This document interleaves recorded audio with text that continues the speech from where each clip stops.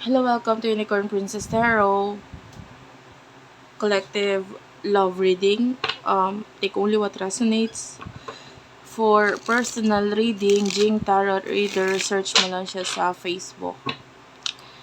And if you want na manood or mapanood ako ng live, Madam P Vlogs, Unicorn Princess Tarot, sa TikTok, dyan mo lang ako mapapanood ng live sa ngayon. Okay? And, yeah, sa live kasi nagbibigay ako ng personal reading na nagsasagot ako ng mga tanong doon. And, of course, meron akong TikTok shop. I-search mo na nga lang sa TikTok.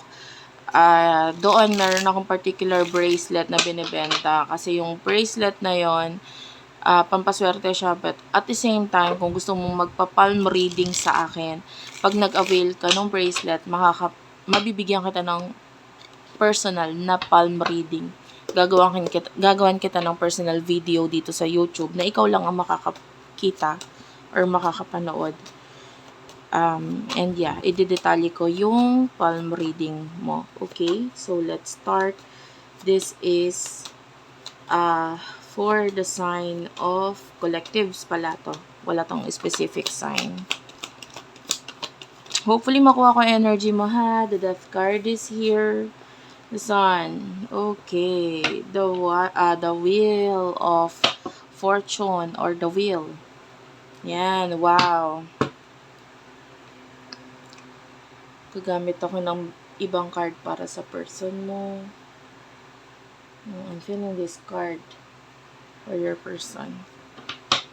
What do we have here for collectives? Please, kung may babanggitin akong zodiac sign, guys, so ano lang yun ha? Energies lang yan. Hindi yun yung pinaka-zodiac sign mo or ng person mo. Okay? Ang importante yung pinaka-reading. Kung hinihila ka ng video na to na panoorin, maaring para sa'yo yung video. Mararamdaman mo yon. Okay? Kung nakaka-connect ka sa aking reading. Ayan. So,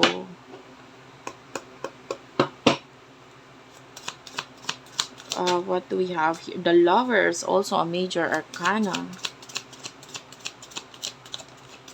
Ayan, and the Knight of Pentacles.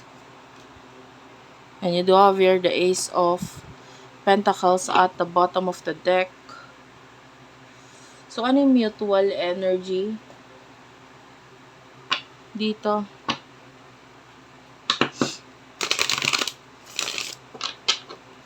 For collectives, please. Mutual energy for collectives, please. Spirit guides, angel guys. Mutual energy para sa mga collectives. Mutual energy for collectives or situation. You do always stay optimistic about your love life. Red, pay attention to the red flags. Trust is here. Okay, so for what I can see here, some sort of hindi magandang pangyayari or mga balita ang nagdulot kung bakit nagkakaroon ng maybe ending sa connection na ito. But just trust the situation. Magtiwala ka lang. Kasi itong changes na nangyayari sa inyo with the Wheel, na oo, medyo mahirap, pero this would lead into something with the Hierophant. I feel like itong person na kakonect mo is preparing something dito, like maybe an offer or maybe an apology with the Knight of Pentacles or an offer na may kinalaman sa new beginning. Meron lang siya mga bagay na hinihintay sa ngayon na mabuo or mapuno with the Queen of Cups. And I feel like may magandang partnership na naghihintay sa inyo nitong person na ito. For now, nakikita natin, you are focusing sa mga bagay na nakakapagpasaya or makakapagpasaya sa'yo. Like, you have free your self para dito sa person na ito. Maybe yung iba sa inyo, may relationship or may soulmate connection, whatever. Pero nakakita tayo dito ng like sa ngayon, whether may relasyon kayo or wala, hindi ka naman nag-i-expect na ng future Okay, with the Sun, nakikita natin na bahala na lang ang Lord, bahala na lang si Lord, or bahala na lang ang Panginoon, bahala na lang ang universe kung ano ang ibibigay sa akin, kung ano yung mangyayari sa buhay ko. This is you na maybe ini-end mo na kung ano yung mga dating paniniwala mo because of the pain na naramdaman mo nitong mga nakaraan. And yeah, for now, actually both of you, yan, no? You do have the lovers. Both of you are just trusting the situation sa ngayon. By the way, nakakaamoy ako ng something like turon or banana Q. This could be your reading. Ano yung mga nasa isipan mo at emotions mo towards this person? You do have the Six of Swords. Okay.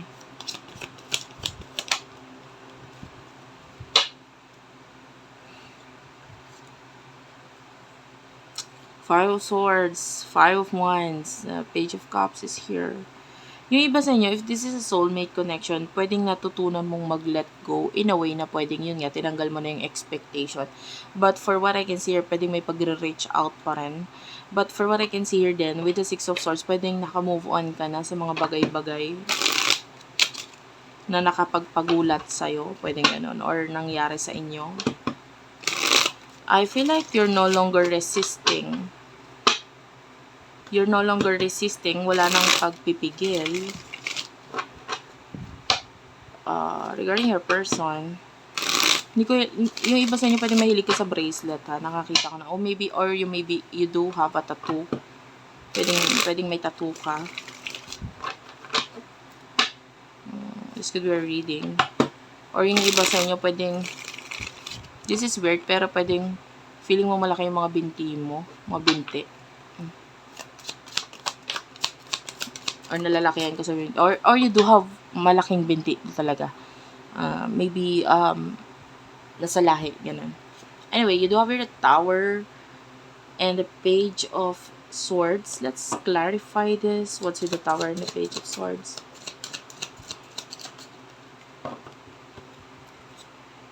Four of Cups, which is, ito maganda rin to, ha. Emotions na nararamdaman ninyo sa isa't isa ng person na ito. Mga nasa isip ninyo. Wedding is here. Tell me more. Okay, you do have your playfulness. So, ito nakukuha natin yung energy ng parang,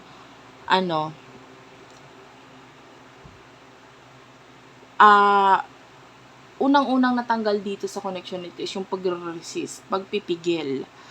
Or,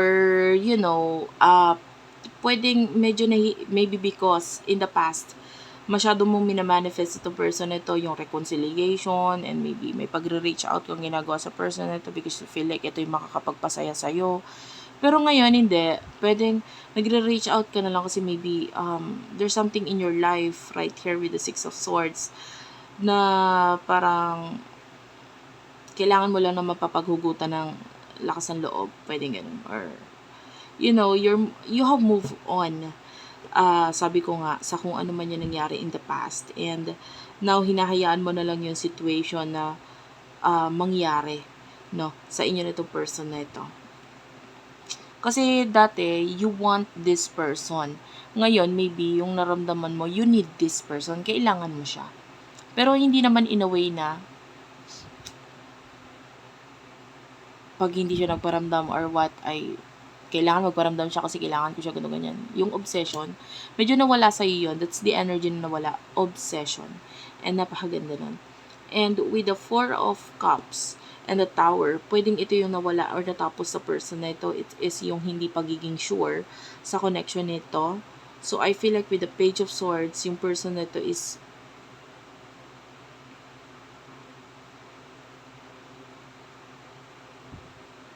meron din siyang inalisan na sitwasyon. Nakakita tayo ng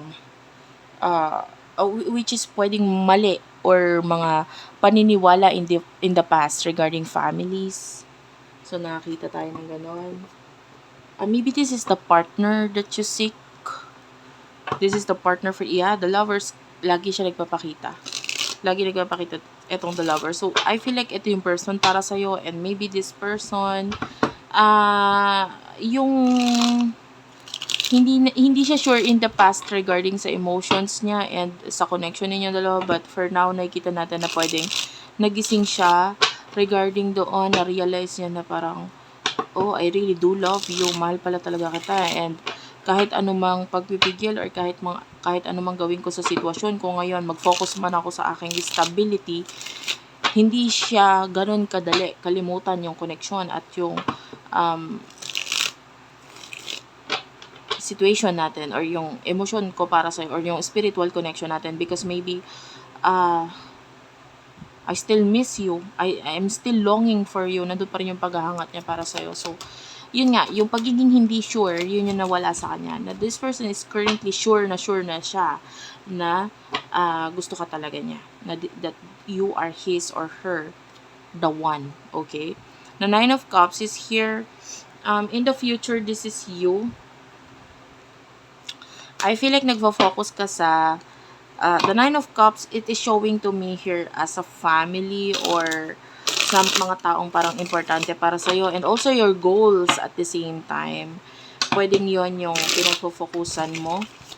And nakikita natin na in the future, may mga bagay na magbubunga para sa'yo na medyo mabagal lang, no? Pero nandun yung pagmamahal mo, passion mo, and this is what you want, this is what you are manifesting. And nakikita natin na hindi mo hinahayaan na masira or mawala kung ano man ito. So, nakikita natin nagbubunga talaga siya for you. Okay? So, in the future for your person, you do have here the Five of Wands and the Six of Cups. Let's clarify this. Okay. It is clarified by the sun. Okay? It is clarified by the sun. One more card. Queen of Wands and the Magician.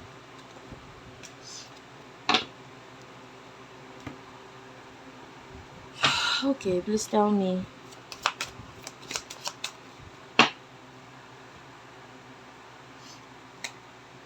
Past life, relationship. One more card in the near future.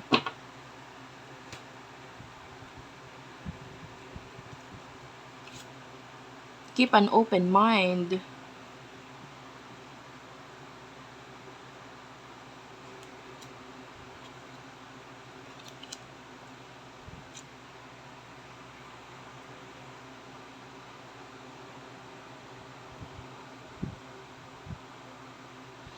This is weird.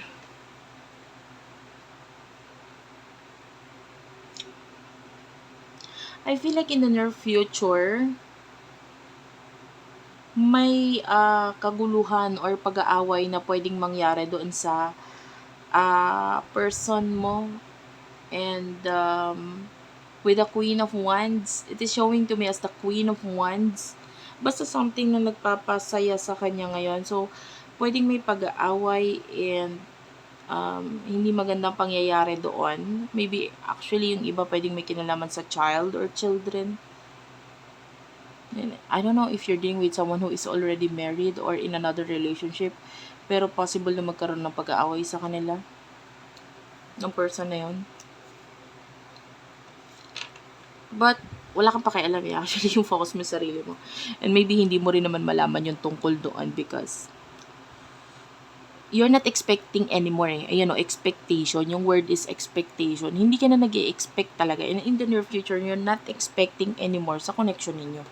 So, kung meron man siyang ganun na other person na tinutukoy natin na lumalabas sa Queen of Wands, tell me about this, please. Spirit guides, angel guides. What will be the outcome? You do have the soulmate, the keys on a ring.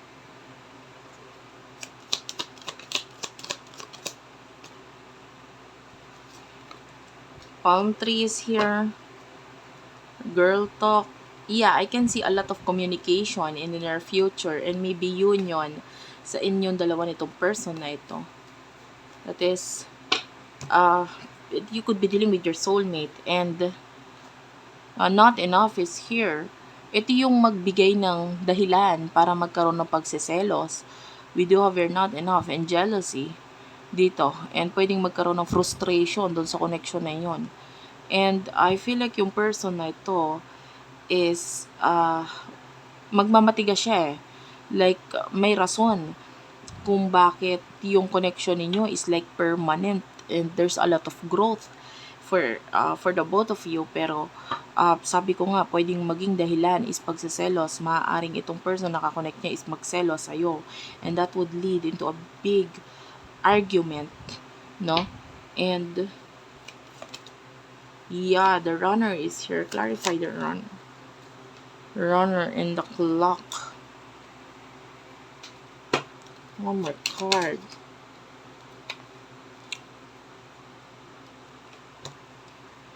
Addiction and girl with a snake. So, ayun, nakita tayo dito ng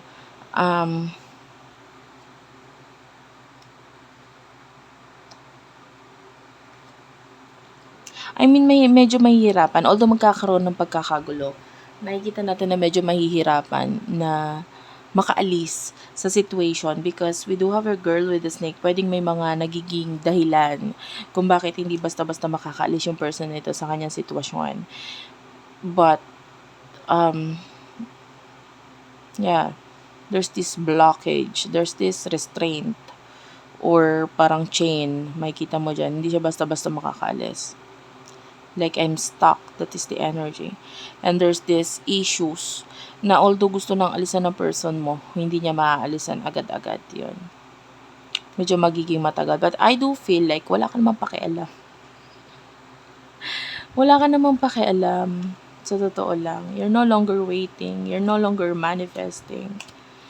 'Di ba? Parang you're thinking about the future, pero pwedeng wala nang kinalaman sa kanya. Dumating siya, or hindi. Parang ganyan. If kung kailangan niya ng tulong ko, kailangan niya. Kung hindi. Parang ganyan. And, yeah. Maybe it involves family or a child dito sa connection na ito. So anyway, what I do like about you is that open ka lang eh. Kung dadating siya. Kung hindi. Basta ang tinanggal mo lang is yung expectation. And hindi naman nagagarantiya pa sa ngayon na makakaalis yung person na ito sa situation niya kasi hindi natin nakikita pa yon. But, nandun yung kagustuhan niya in the near future. No? Na makaalis doon. Okay? So, thank you for watching. I love you all guys and bye-bye.